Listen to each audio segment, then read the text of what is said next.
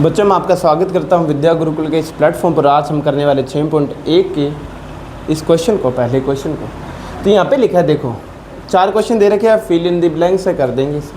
यहाँ पे बोले सभी वृत्त, फिर अपने को खाली जगह दे रखे होते हैं, और यहाँ पे अपने को ऑप्शन दे रखे थे समरूप और सर्वांगसम, सिमिलर और कॉन्ग्रुएंट। तो अगर तुम वृत्त बनाओ, यहाँ पे वृत्त बनाओ, ठीक है, तुमने वृत्त बनाए, 2 सर्कल बनाए, ठीक है, तो तुमने पढ़ा हुआ है, तुमने क्या पढ़ा हुआ है कि कॉन्ग्रुएंट या सर्वांगसम होने के लिए क्या कंडीशन होती थी।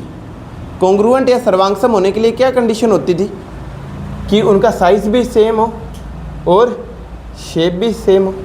ये होता था। इनकी शेप तो दोनों से है, तो सर्कल ही ये दोनों, लेकिन इनका साइज अलग अलग है। अब मैंने ये 2 क्यों लिए? तू बोलेगा कि सर आप तो इसके बराबर साइज़ का भी एक ले सकते थे, सेम इसके साइज़ का भी कोई ले सकते थे, लेकिन आपने छोटे साइज़ का लिया, ऐसा क्यों? क्योंकि यहाँ पे लिखा सभी। सभी का मतलब हर एक सर्कल है वो बराबर होना चाहिए। तो हर एक में तो ये भी आएगा और ये भी आएगा, छोटा भी आएगा, बड़ा भी आएगा। और जब छोटे और बड़े का लूँगा तो इनका साइज़ सेम नहीं है, शेप सेम है। और मैंने बोला था अगर शेप सेम होती है, साइज सेम नहीं होता, वो तो सिमिलर होते हैं। वो क्या होते हैं? समरूप होते हैं। ये बात समझ आ गई? तो ये क्या है असल में? ये समरूप है। ये बात समझ आ गई? तो एक बात पहले का सभी वृत्त, सभी वर्ग होते हैं। सभी वर्गों की है, तुम जानते हो जितने भी तुम्हारे पास स्क्वायर होते हैं उनमें एंगल कितना होता है। मैं कोई भी ले लूँ, चाहे मान लो छोटे और बड़े। अब मैं छोटे और बड़े के लिए क्यों मैं अलग अलग लूँगा तो मुझे पता लग जाएगा। मैंने इसमें एंगल बनाए तो एंगल कितने आने वाले हैं? एंगल तो सभी 90 होते हैं, लेकिन देखो इनकी साइड है, क्या इसकी जितनी लंबाई है उतनी इसकी लंबाई है? नहीं। तो वापस से साइज सेम नहीं है, शेप सेम है। इसके लिए ये भी क्या होते हैं?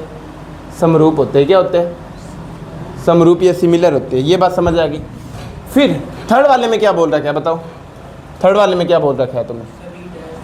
यहाँ पे बोला सभी त्रिभुज क्या होते हैं? समरूप होते हैं। तो कौन से त्रिभुज? जिसमें बोला, एक तो ऑप्शन में दिया था समद्विबाहु, यानी जिसकी 2 साइड बराबर हो। एक होता है समबाहु, जिसकी तीनों साइड बराबर हो। इक्विलैटरल, कौन से ट्रायंगल यहाँ पे बराबर होते हैं, समरूप होते हैं? तुम्हें बताना पड़ेगा। तो मैंने बोला था समरूप होने के लिए 2 कंडीशन होती थी, और पहली कंडीशन क्या थी? सभी एंगल क्या हो? बराबर हो। पहली कंडीशन ये थी, सभी एंगल क्या हो? बराबर हो। और अगर तुमने समद्विबाहु बनाया, मान लो समद्विबाहु बनाया, मैंने एक और बनाया और दूसरा और समद्विबाहु बनाया, तो इसमें तो सिर्फ 2 एंगल ही बराबर होंगे। समद्विबाहु का मतलब कि 2 एंगल बराबर होना। क्या होता है? 2 एंगल बराबर होना। और ये दोनों बराबर है जरूरी, और ये दोनों बराबर है जरूरी थोड़ी ये वाले एंगल इसके भी बराबर हो, जरूरी थोड़ी है। लेकिन तुमने अगर इक्विलैटरल ट्रायंगल बनाया तो उसमें तीनों एंगल बराबर होते थे, और वो कितने कितने के होते थे? 60 के और 60 के होते थे। और मान लो मैंने छोटे वाला भी कोई इक्विलैटरल ट्रायंगल बनाता तो उसमें तो नियम ही है, अपने पढ़ चुके हैं कि जो भी अपने पास समबाहु त्रिभुज इक्विलैटरल ट्रायंगल होते हैं उनमें हर एक एंगल कितना होता है? 60 और 60, क्योंकि इसमें हर एक एंगल बराबर है। और मैंने बोला था ए नियम से तुम यहाँ पे क्या कह सकते हो? क्योंकि यहाँ पे सभी एंगल बराबर है, तो ये क्या होंगे? समरूप होंगे या सिमिलर होंगे। तो मैं लिख सकता हूँ यहाँ पे कि सभी समबाहु त्रिभुज इक्विलैटरल ट्रायंगल क्या होते हैं? समरूप होते हैं। बात समझ आ गई? कि समद्विबाहु यानी आइसोसेलेस वाले क्यों नहीं है? क्योंकि इसमें तो 2 एंगल ही बराबर है, और 2 एंगल भी आपस में बराबर है। जरूरी थोड़ी ये वाले एंगल इससे बराबर हो सकता है ये 45 हो और ये 30 हो, फिर बराबर थोड़ी होंगे। लेकिन इसमें तो सभी 60 होते हैं इक्विलैटरल में, समबाहु में, ठीक है। फिर अब कि समरूप होने के लिए 2 कंडीशन होती थी, मैंने बताया था। पहले तो उनके संगत कोण क्या हो?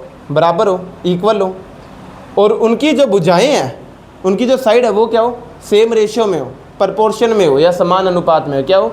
समान अनुपात में हो। तो इस प्रकार ये अपना पहला क्वेश्चन क्या हो जाता है?